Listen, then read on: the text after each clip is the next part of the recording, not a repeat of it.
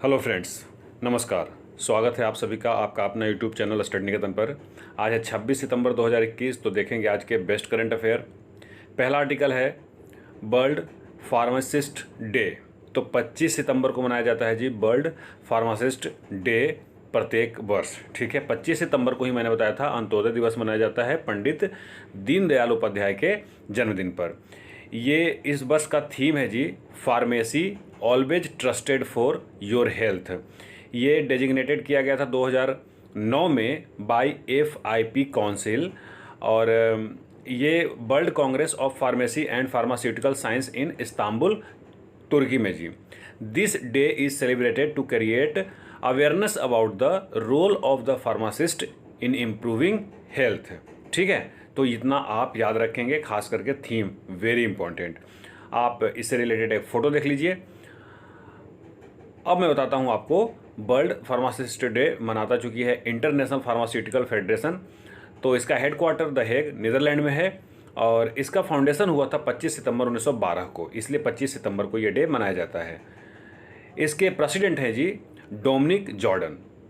अगला आर्टिकल है world highest electric vehicle charging station. तो ये हिमाचल प्रदेश के काजा गांव, ठीक है, काजा गांव जो कि लाहौल स्पीति डिस्ट्रिक्ट है, वहाँ पर बनाया गया है जी। आप फोटो में देख रहे होंगे। ये 500 फीट के हाइट पर इसको सेटअप किया गया है।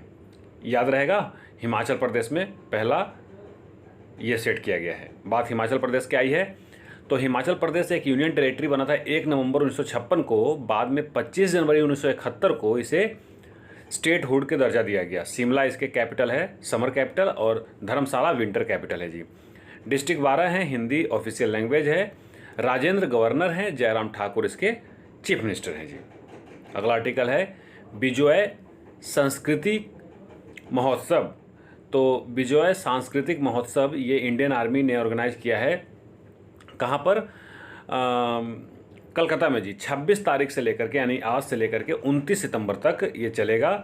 ये actually mark the golden jubilee of the India Pakistan war. जो इंडिया पाकिस्तान वार हुआ था 1971 का, जो लड़ाई हुआ था, उसके लिए ये गोल्डन जुबली मना रहा है जी इंडियन आर्मी। ठीक है, आपको पता है उसमें बांग्लादेश एक नया देश बना था। चलिए इसके बारे में और कुछ जानते हैं इस युद्ध के बारे में।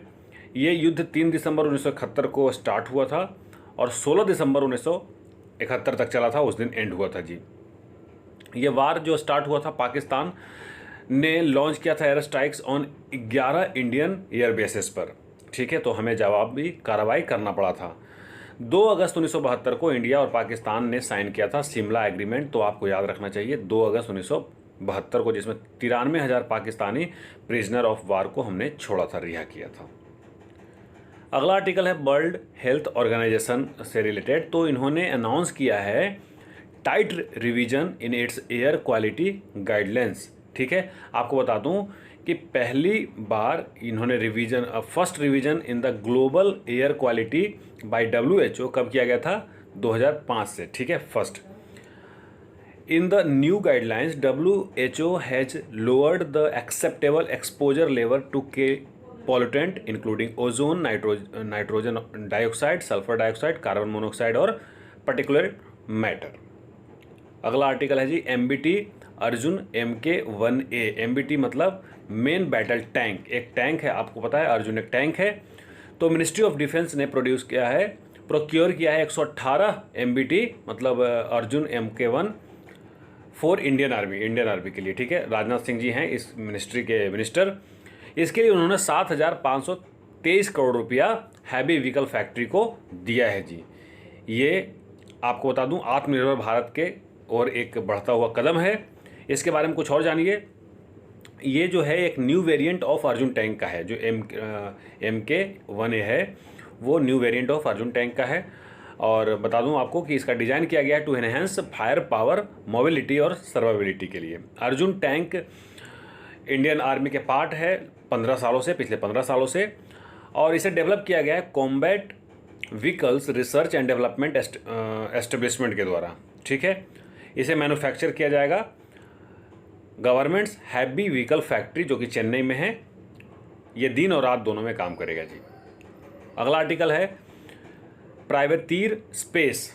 तो एक नया स्टार्टअप आया है, जिस स्पेस के फील्ड में एक न्यू स्पेस स्टार्टअप आया है प्राइवेतीर स्पेस। और इसके जो लॉन्चर हैं, जो लॉन्च किए हैं, एप्पल के को क्रिएटर स्टीव वोजनियाक, ठीक है, जैसे आपको जानते हैं एप्पल के फाउंडर हैं जी स्टीव, और इनके ये को फाउंडर थे। तो इन्होंने एक कॉन्फ्रेंस भी 14 से 17 तारीख के बीच में हवाई में इन्होंने लॉन्च किया था।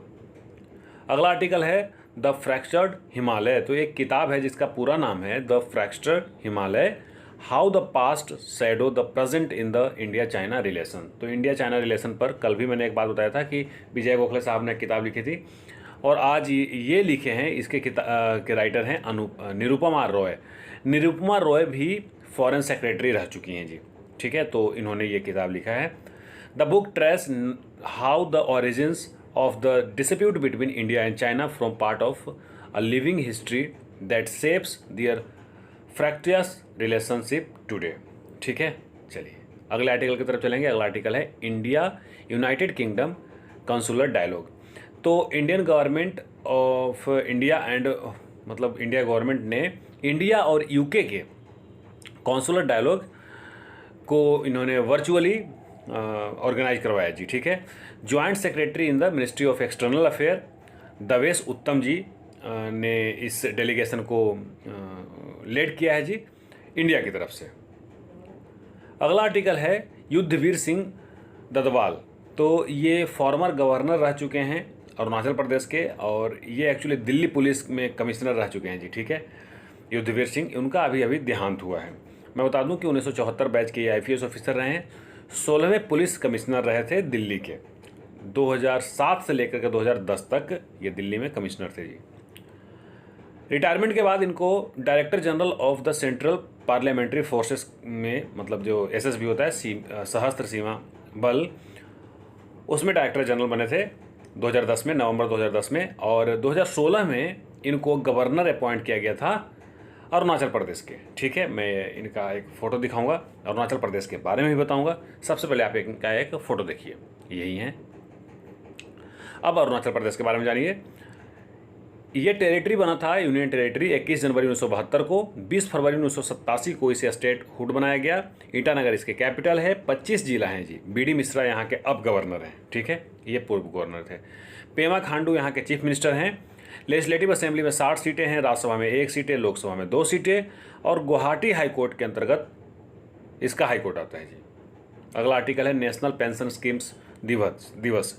तो pension Fund Regulatory and Development authority, जिसको PFRDA कहते हैं, वो 1 अक्टूबर 2021 को नेशनल पेंशन सिस्टम डे या दिवस आप कहिए सेलिब्रेट करेगा जी, 1 अक्टूबर को करेगा। ये कैंपेन एक्चुअली स्टार्टेड इसके द्वारा किया जा रहा है, PFRDA के द्वारा, अंडर आज़ादी का अमृत महोत्सव। आपको पता है कि 75 साल पूरे होने के उपलक्ष्य में हम लोग आज़ादी के अमृत महोत्सव मना रहे हैं जी, ठीक है। और to promote pension and retirement planning for a care free आज़ाद रिटायरमेंट। कुछ और जान लीजिए। Pension Fund Regulatory and Development Authority is the regulatory body under the jurisdiction of the ministry of Finance के अंतर्गत आता है, for overall supervision and regulation of the pension in India. The Pension Fund Regulatory Development Authority Act was passed on 19 September 2013, और same मतलब इसको notified किया गया था 1 फरवरी 2014 को जी, ठीक है। तो नेशनल पेंशन सिस्टम दिवस के बारे में आपको इतना पता चल गया। तो आज के लिए बस इतना ही। वीडियो पसंद आए तो वीडियो को लाइक कीजिए, अपने दोस्तों को शेयर कीजिए, और अगर चैनल को अभी तक सब्सक्राइब नहीं किया तो चैनल को सब्सक्राइब भी कर लीजिए। मुझे दीजिए इजाज़त। बहुत बहुत धन्यवाद।